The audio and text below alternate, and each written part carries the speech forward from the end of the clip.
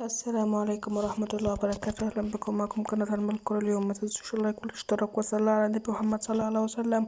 وتوقع نتيجة مباراة تشيلسي وبرشلونة في قمة دوري أبطال أوروبا مع قمم أرسنال والباير وأتلتيكو مدريد وإنتر في قمم، لكن دي قمة يوم الثلاثاء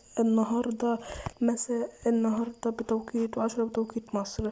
يدخل تشيلسي في غيابات مثل كول بالمر بسبب في البداية في صبعه يعني نجم الفريق مصاب من صبعه. وبرشلونة يدخل بجازة جميع اللاعبين، وفي آخر مباراة كسبوا 4-0، وجازية رافينيا ويامال وليفا وخوان جارسيا وبقية الفريق.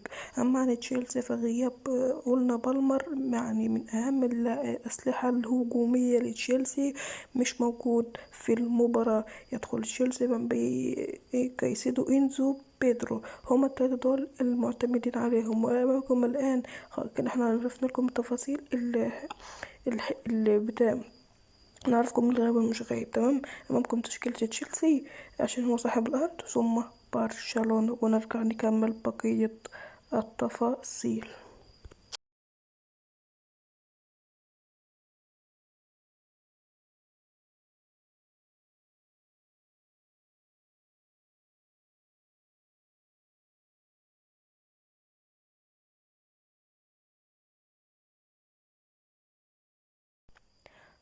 أما الملعب المباراة سانفورد بريدج معقل تشيلسي، قائمة كلابين سبورت واحد، المعلق عصام الشوالي، الساعة 9 بتوقيت تونس والجزائر والمغرب، 10 بتوقيت مصر وليبيا وفلسطين والسودان، و11 بتوقيت السعودية والكويت والعراق وسوريا واليمن والأردن، و12 بتوقيت الإمارات وسلطنة عمان. حكم المباراة اسمه سالفكو.